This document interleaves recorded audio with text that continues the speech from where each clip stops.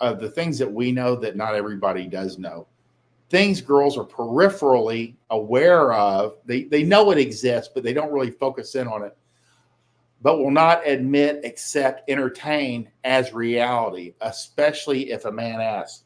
Bunny has helped me with a lot of these things. Like, these are ideas that are not flattering towards females, but they exist. But a lot of times a girl either says it does not exist, all the way to in a certain way admitting, but it falls under the like, yeah, it happens, but not like that. It happens, but not like, So number one is the wall. And again, these guys go, well, she hits the wall at 25, and you go, well, how old are you? And they're like, oh, I'm 23. So the wall actually does exist. It's a breaking over point. And if you see like where they do the facial changes over time, let's say they break it down to 2 minutes from infant to in their 90s. And you can watch as a woman's face changes in appearance, that there's literally a breakover point where they go from attractive to plain or unattractive. I mean, there's literally the proportions and the symmetry is at a certain point where it just kind of breaks over. And Chateau was good about, he had and it's an Asian woman who, of course, they tend to age better than Caucasian. And there is a point where literally it just breaks over, and almost everybody agrees where that, it's like at 45 seconds, and she's approximately around 46, 47. And that's her. I mean, every woman has a different age depending on hobbies, habits, genetics, hydration, exercise, diet, drugs, to when something changes over. Guys probably have the same thing. It's not as dramatic because, again, guys' faces can be asymmetrical and still be attractive. Girls tend to need symmetry. But things girls are aware of, they know that there is something that they're not going to have as much attention in the future as they do when they're younger. But again, for a lot of girls, it's like so much attention when they're younger, so much pressure, so much on their, attractiveness that it's more than they can handle. They kind of welcome some reduction in that, whether they admit that or not. But the wall is something that actually does exist, but it's not something, especially normal girls that are not exposed to our world, definitely will not recognize that this happens. Thousand cock stare. Again, it's one of those things that guys know. They're like, what's off with this girl? And they know that there's something off, but they can't put their finger on it until they kind of like get into our world. That, again, something's off. You can see it in the eyes. There's just a deadness, or because they've seen too much over time in too small of a time period, that kind of deadens their wonderment. And I think I always said that they're literally, their femininity, their fun, and their frivolity is fucked out. They literally, I think, and it's like Bunny has said, a girl can meet a lot of men, but if the front end is she's like really hoping each one of these guys is the beginning and end all, but she's disappointed when it's more of a pump and dump, she's going to hit that stare, that emptiness sooner. A lot of it is how the girl frames what she's doing, especially when she's younger. Number 3, their high cock count makes them unable to bond with a man. And one thing that I have seen with the studies is like a girl that marries as a virgin, they have the lowest divorce rate. They stay married longer. Their marriages are longer. And even at 2 prior partners, it's almost half of what it is as a virgin. And then it steadily increases. The more partners they have, the higher the divorce rate, the shorter the relationship spans. And it's been documented.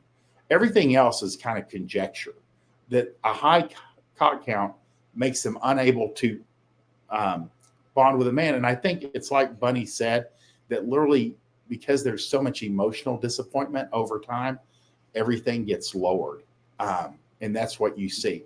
And there are some, and there's always outliers. There are some women that can sleep with a lot of men, and it doesn't really change who they are or their perceptions.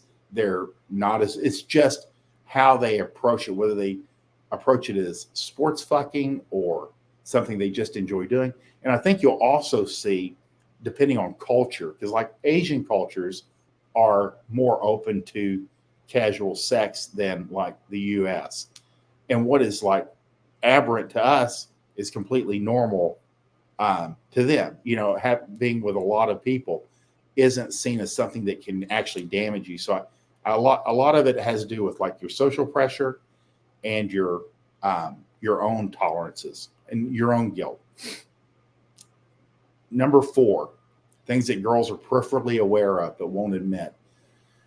Men tend to bang are happiest with a 10-year gap. That's what we always tell guys that are in their 30s, 40s, and 50s if they're going through a divorce is you will find that 10-year mark. Let's say, and I talked to a gentleman just yesterday who was like 42, 43, and he was asking me about the younger women thing. And we said, he's like, I can't imagine like going out with a 25-year-old. I said, well, that's not necessary. What you can do and what you'll find is girls that are about your age, they're like 42 or 43, are going to be probably a little bit more hostile towards you. You'll find that it's actually easier to go for a girl who's like 32 or 33 if you're 43. There's enough gap, but not so much that there's like a change in generation or complete difference in experiences, that you will find it easiest at that 8 to 12 years spread. And we always say 10 years just to keep it simple. And we don't even consider it an age gap until you get to 10 years. I mean, 8, 7, not that big of a deal. But at 10 years, you're finally starting to get some gap in there where it seems to work best from our sample, our experiences. Again, we tend to work with guys that are in their 30s, 40s, and 50s and 60s. I'm sure for a guy who's like 26, 27, the challenges are slightly different. And again, the older you get, the bigger the gap can be, and it has less effect on you. Like a 60 and a 40-year-old isn't the same as a 40 and a 20-year-old. There's going to be a little less friction with that. So if you are newly divorced in your 30s, 40s, 50s, 60s, we always say, Bunny and I, that your best bet is started at about 10 years younger. Anything, a bigger spread, you start running into, like, you need to practice. We're saying that 10 years seems to be the sweet spot, because anything larger at 15, 20 years, sometimes you have a little bit more of a generation gap. And I always recommend, just as I did yesterday with the gentleman yesterday, my book, Younger Women and Older Men, and I can't even remember the whole title. I just actually put it up earlier today. But again, game is generally knowing what not to do. Avoiding beta behaviors, avoiding the things that are fatal to your dating life or to a relationship or to making you look attractive. Avoiding those things is as much a part of game, if not most of game, than knowing exactly what to do. If we can keep you from doing certain stupid things that are always harmful, it's easier to do the right things by default. Again, if we can get you to open it up, go to about 10 years younger, you'll tend to find a more flexible, feminine, fit, and agreeable girls at 10 years spread. So that's something that you should always kind of keep in mind. And if you have a buddy who's going through a divorce or a separation or something, and he's getting his ass kicked by women his own age, you can always do. And guys would be like, wouldn't it be harder? And no, not at 10 years. At 10 years, it seems to be a sweet spot that things just get easier.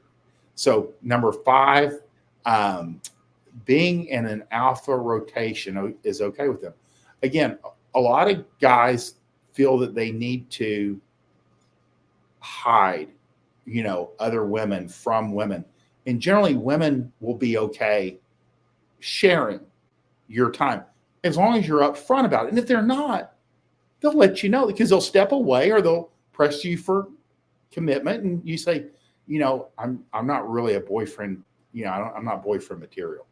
And they understand that. And usually it's minimum drama.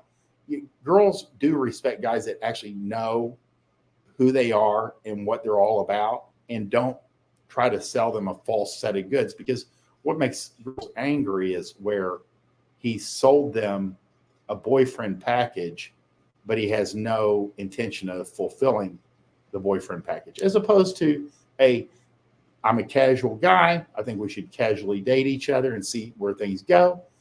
That way you're not over promising and under delivering. But again, girls are far more okay sharing or being in a rotation, as long as it's equitable. I mean, they may not see other guys. They have that option. Again, you have to leave it open. When guys get into trouble with having a rotation is where they hide the women from each other, and then they discover each other, and they always do. And then you're sitting around with your dick in your hand because all the girls are mad at you. And some will stick around because they're always interested in a guy that's very popular. But that's something that you want to minimize drama. And the easiest, so you will be surprised. And girls will deny this. And that's okay. I mean, it's better to not ask them point blank, but they don't mind sharing it. In fact, when they're looking for what attracts women, confidence, irrational self-confidence, arrogance, a certain level of fitness. There's so many things that attract women. One of them is evidence that you're actually having sex with other women. And every time I put up like a list of 6 or 7 things, girls will agree with every point except for that one point where there's evidence that you're seeing other women. And it rubs them the wrong way, because I think what they're always thinking is where they got cheated on. And that's not what we're trying to suggest. That's not what we're suggesting. We're saying that women definitely want a man who is already in demand. And there's only one way that she knows that, and that's other women sleeping with him. So women are okay with being in a rotation. They won't admit that. They tend to think that it makes their value lower, when actually it's just reality. So that's the 5 things that girls are peripherally aware of, but have difficulty admitting, especially to men. So if you ask, generally they will give you the wrong answer, unless you're asking a girl who has some insight into her own brain. So next slide. When I